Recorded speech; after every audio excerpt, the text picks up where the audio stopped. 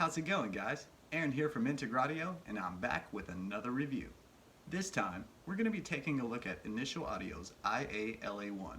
It's a compressor slash limiter and has a really cool key feature called THD. But before we get into it, subscribe to the channel, like the video, and be sure to hit the notification bell so you'll be the first to see our videos when we upload new reviews. Okay, let's get into it. Okay, this is the IA-LA1. It's a compressor and limiter. Let's start off by going over the basic knobs and functions. Here you have your threshold, which is how much you're taking out of the signal for the compression. Your makeup gain, which is going to allow you to get that loudness back that you took out of the signal. Your input gain, which allows you to boost your original signal before the threshold and the compression takes effect. And your THD down here, which is your total harmonic distortion. And you can see right there, when you hover over it with the display, it tells you it adds extra harmonics to your audio. You have your compression and your limiter switch. Here at the bottom, you have 6 presets to get you started in the right direction. The initial button will allow you to take the compressor back to its original settings.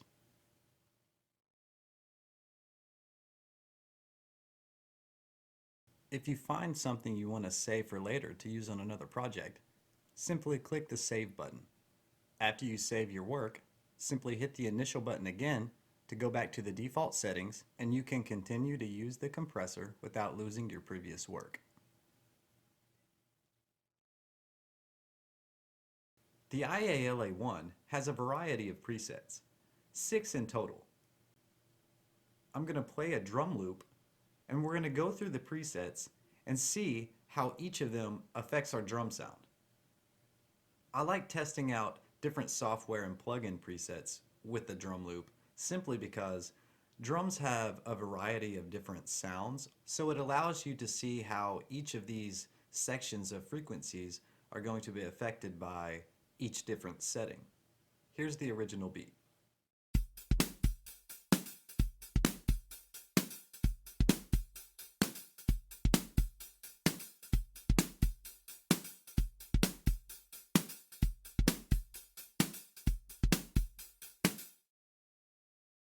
Sounds like a pretty decent drum kit. We have a good sound to work with, but now let's see how each preset affects the original sound. Try and pay close attention to the meters and how they move and how the various settings on each knob changes with each preset. This helps to get a good overall feel of how each setting works. Let's take a listen.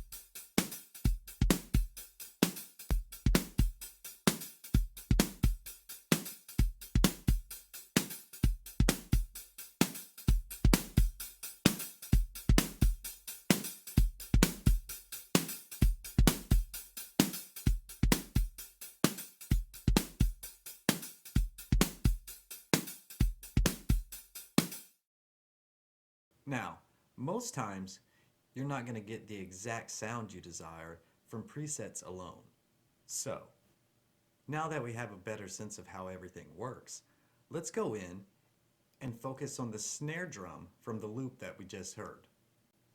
This fine-tuning will allow us to get the exact sound we want, and we can also save it as a template for any other snare drum or instrument and use it in future projects.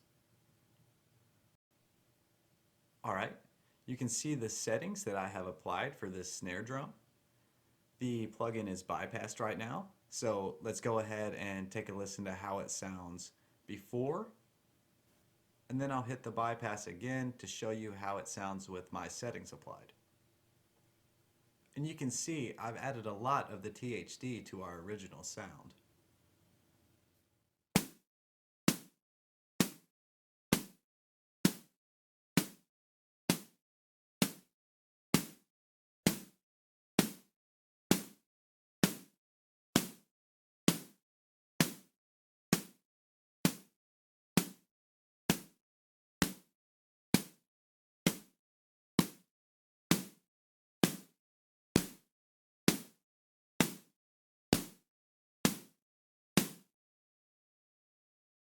Our original snare is still intact, but it sounds so much different than the original. This is mainly due to the compression and how it is bringing up to more even levels, which allows us to hear background sounds and frequencies that are normally more muddy and almost hidden and tucked underneath. In this case, it really boosted the high end and snap of the snare. Here's how I achieved this. I have the threshold set at about 18. This is allowing us to take out a little bit of the aggressive high end and the significant strike sound in this snare. I'm not taking out a ton, but it's enough that when I boost the THD, it's not going to be crazy and overbearing. But overall, it is a good chunk at about 9 dB. We can see that happening as we play the track.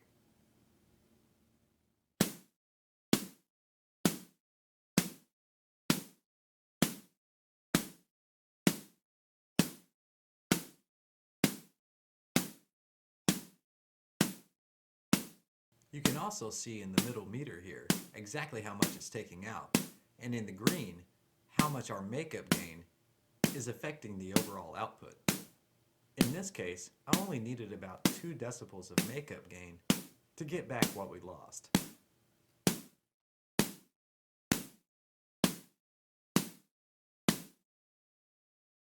You can see that just by using the threshold and makeup gain knob, there's a huge difference in how the overall sound and shape of the noise is heard.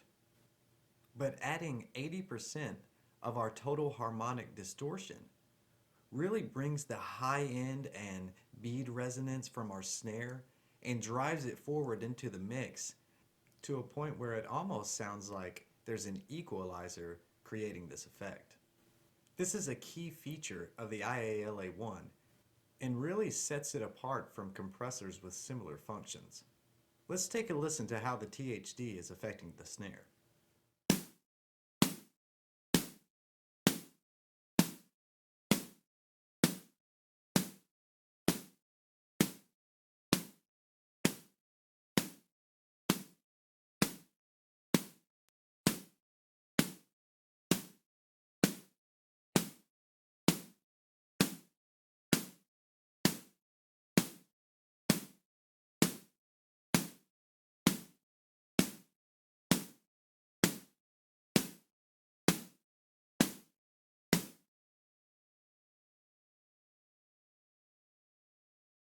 Combining the THD with the compression we previously applied really brings this snare to life and allows us to bring out the frequencies and the noises we want. Now let's apply the features and settings of the IA-LA1 to a completely different instrument, or should I say instruments, and use the compression in a completely different way.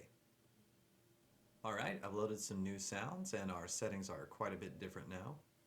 You can see I've taken the threshold down quite a bit, as well as added some input gain and a lot of our THD. First, let's listen to the raw tracks.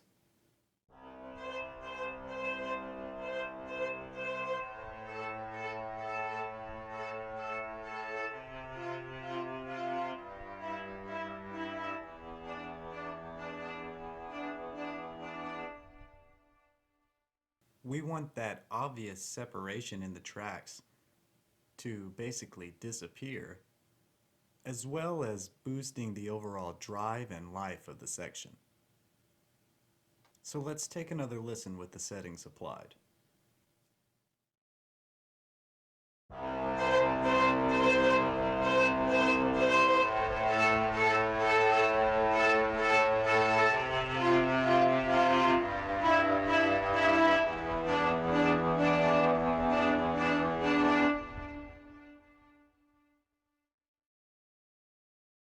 It definitely changed the entire feel of the section and gave it a much stronger presence. And the THD really creates almost another layer of our instruments within each other. It sounds like there are way more than just the two tracks being played at once. I have the knob set at 65%, which really helps to bring those harmonies out to the forefront and stand out. The THD is definitely the key feature of this compressor, as it really doesn't affect your initial compression in a negative way at all. The harmonics are simply boosted and basically elevated to a point in the mix where they aren't blending in. But it's done in a way that prevents you from getting any artifacts or crackling. Let's do another before and after.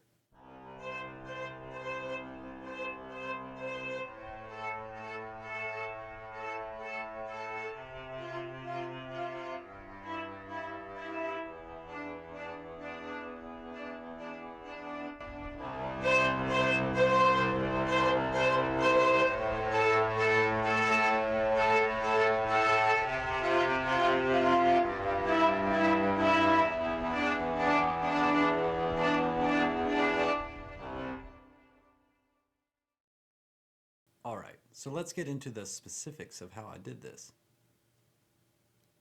I lowered the threshold to almost 18 decibels even.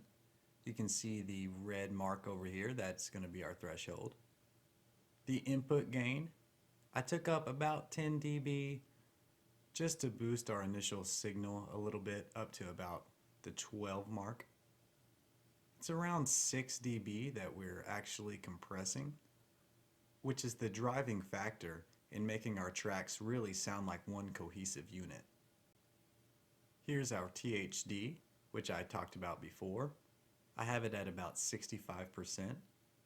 This is a feature that you really want to use your ear for because different instruments and vocals are all going to be affected differently, and the harmonics you can bring out of each sound are going to vary.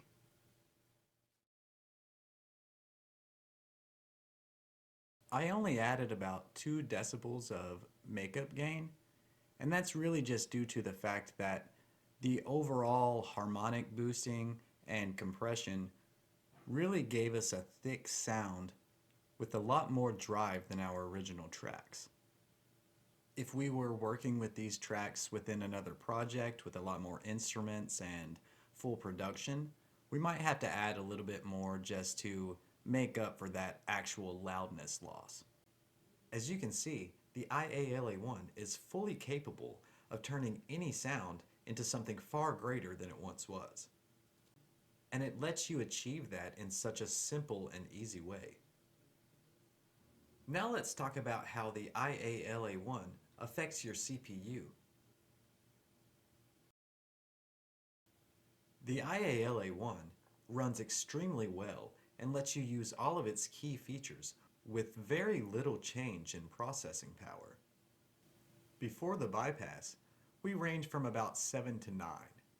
After the bypass, it shoots up from about 10 to 12. I think the highest it got was around 13. Now let's play our drum loop and see if there is any significant change. Focus on the changing numbers in the meter.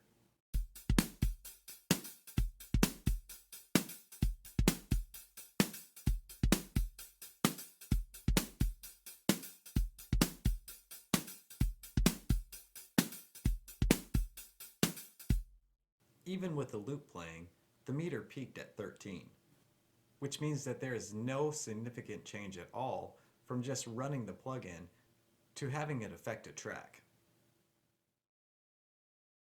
Overall, I think the IA-LA1 is a great tool for anybody needing compression and lets you create unique, powerful sounds in an extremely unique way.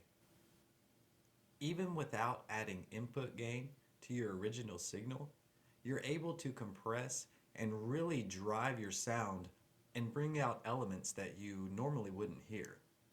The interface design is clean, simple, and allows for easy navigation and workflow. If you're looking to compress and drastically change your sounds, Initial Audio's IA-LA1 will do everything you need. And there you have it, Initial Audio's IA-LA1. As always, thanks for watching, and if you enjoyed the video, please be sure to share it. I'll see you guys next time.